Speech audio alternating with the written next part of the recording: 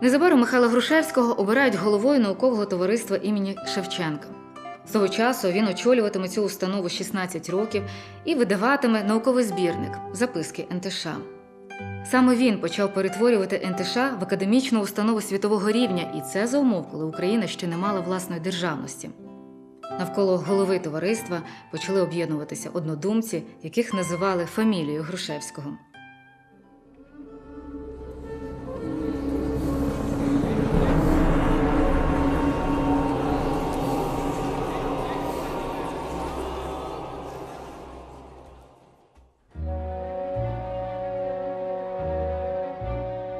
Грушевський занурився і в галицьку політику.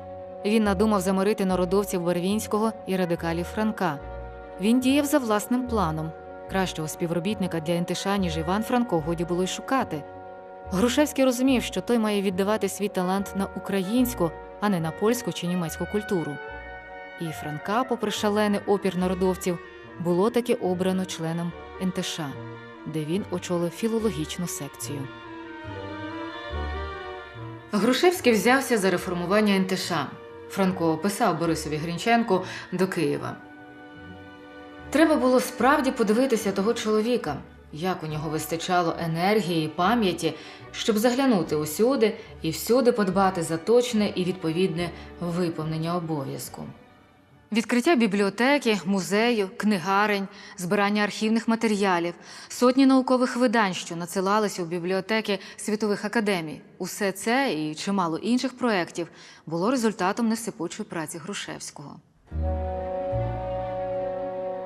Заставши адміністрацію товариства у повному безладі, професор Грушевський мусив заглядати у найменші деталі.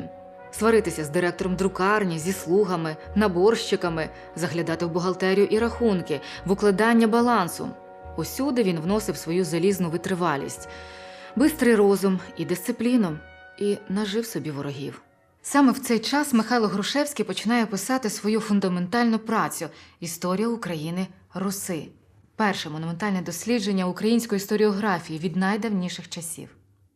Перший том побачив світ 1898 року. «Моїй дружині» було написано у посвяті до видання. А в Росії чутки про Грушевського були зловісними. Батько писав: «Сьогодні був у Гетьманчука, судового слідчого. І він мені повідомив, що про тебе, Міша, всі львівські газети, і російські, і польські, соромлять, немов би ти, Міша, вожак партії, котра завдалася метою заснувати самостійне малоросійське царство Покурськ, Орел, etc. з Галичиною на чолі.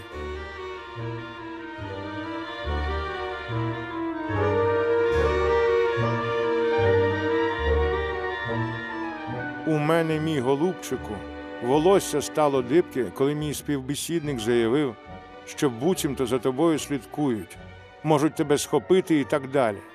Бога ради, сповісти, у чим річ, і невже у цьому є хоча б часточка правди? Я дуже стурбований, засмучений, розгублений». Саме вийшов перший том літературно-наукового вісника. Грушевський прагнув, щоб ЛНВ рівнявся до європейських ревю.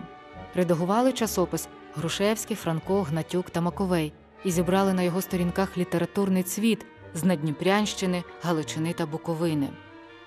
ЛНВ мав передплатників по обидва боки кордону, адже Україна була поділена між двома імперіями – російською та австро-угорською, а Грушевський всіма силами намагався засипати провалля, що утворилося між синами однієї землі.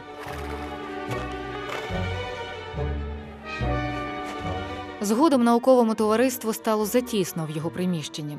Друкарню потрібно було устаткувати і модернізувати, тому що вона з'їдала усі мізерні прибутки. Грушевський через Кониського і Антоновича звертається до Василя Семеренка, щоб він допоміг придбати більше будинок для НТШ. Семеренко не забарився і надав на цей будинок 100 тисяч австрійських крон, а Євген Чекаленко виділив кошти для академічного дому, в якому мешкали науковці. Усі ці клопоти забирали багато сил і відволікали від наукової роботи.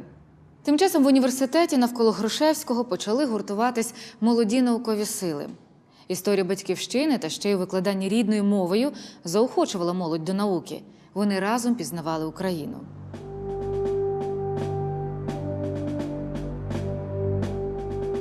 Грушевський знав, що в університеті назрівають протести серед молоді.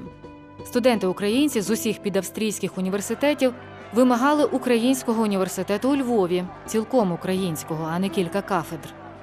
Австрійці мали 5 університетів, поляки – 2. Чому ж українцям, що їх було на Галичині і Буковині чи не найбільше, не мати хоча б одного? І професор Грушевський виступив зі статтею в газеті «Діло». У Львові, столиці Галицької Руси, в центрі національного культурного життя в теперішніх обставинах не лише австрійської, а й цілої України Руси, від Сяну до Кубані, в першій лінії мусить бути задоволена потреба українсько-руського народу. Львівський університет належить русинам. Потреба наспіла крайній час. Перікулюм ін мора. Польській владі не сподобалась поведінка професора, який підтримував виступ українського студентства. Його обливали брудом у бульварній пресі, чекали усунення і віддання під суд. У такій войовничій атмосфері нелегко було вести наукову роботу, яка вимагала спокою.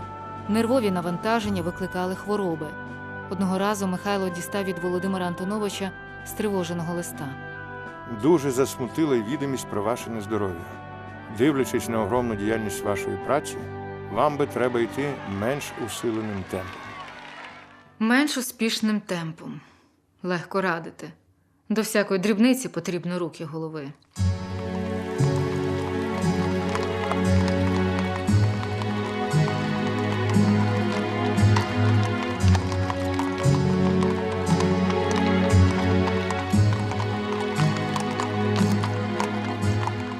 Одного осіннього вечора Марія повідомила, що вона не праздна.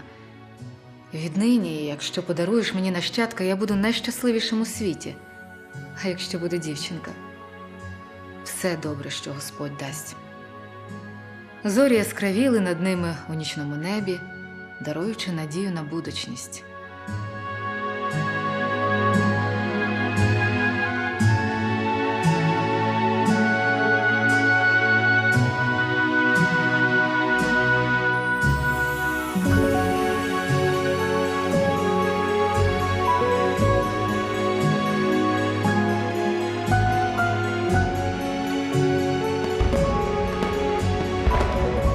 Завершувалося 19 століття. Починалося 20-те.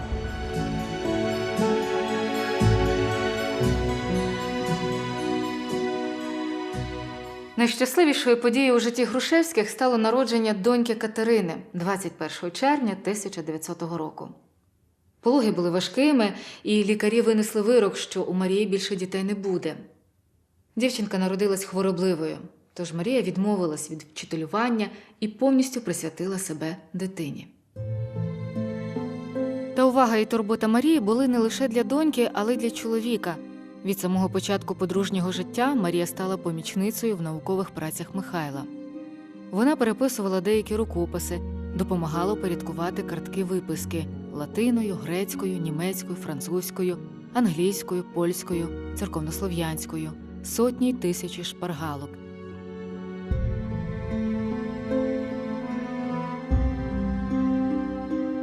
А невдовзі Михайло Грушевський отримав звістку, що на початку 1901 року у Владикавказі помер його батько.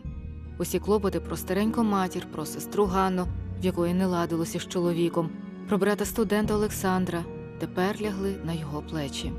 Почав думати, як зібрати їх під одним дахом. Михайло задумав зводити у Львові власний дім. З народженням Катрусі ця думка утвердилася остаточно. Грушевський придбав ділянку землі у мальовничому куточку Львова на Софіївці біля Стрийського парку.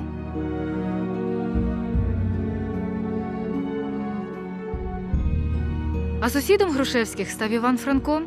Нарешті велике сімейство Франків разом з 4 дітьми і хворою дружиною Ольгою також отримали своє власне житло. За рік віла Грушевських була завершена. Освятив маєток родич Марії, отець Левицький. Будинок був зручний, мав 4 автономних виходи на подвір'я. Грушевський любив працювати стоячи. За таким столиком бюро він міг подовго писати свої наукові праці. Для нього нормою було писати щодня 15-25 сторінок тексту. Щодня.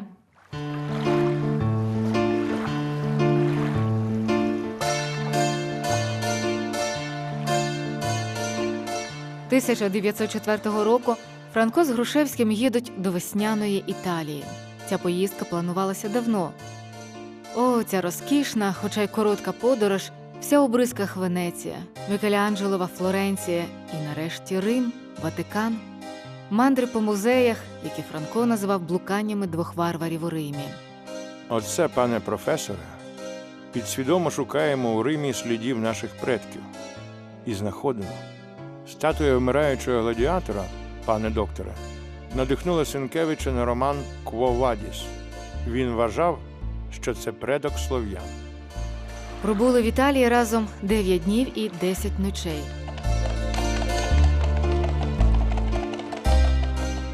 У Львові Грушевський з Франком найчастіше зустрічалися в НТШ або за кавою в численних львівських кав'ярнях. Там обговорювали і літературні, і політичні новини. За кілька років Грушевський придбали садибу між річками Черемуш і Бережниця в гуцульському селі Криворівня. Маленька донечка, яку лагідно називали Кулюня, часто застуджувалась і кашляла, тож відпочинок у горах на свіжому повітрі був корисним для неї. Там же в Криворівні частенько відпочивав і Франко.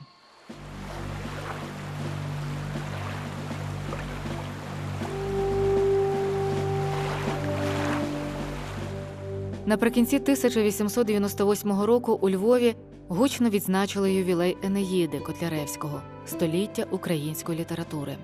Наступного року з'явилася Українсько-Руська видавнича спілка. Її книжки продавалися і стали приносити товариству дохід. Це був один з найуспішніших проєктів Грушевського. Він будував Україномовну академію наук, яка встановила зв'язки з багатьма світовими академіями і вперше впроваджувала наукову термінологію українською мовою. Грушевський твердо йшов своєю дорогою.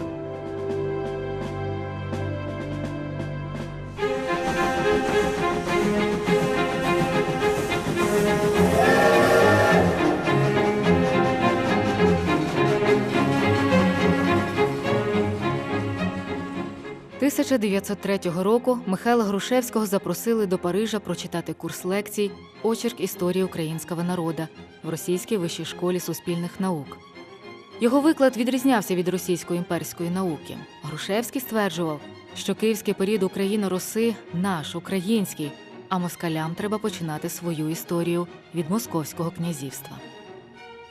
З Парижу, як і з інших подорожей, часто писав додому. Донечку просто обожнював, присилав їй дитячі листівки, привозив ласощі. А на 3-й рік народження замовив у модного і відомого львівського художника Івана Труша портрет маленької професорівни.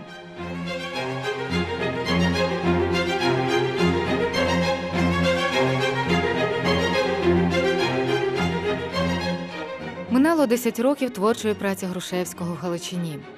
Навколо гуртується молодь. Це вже його учні, нова генерація науковців, які досліджують історію України.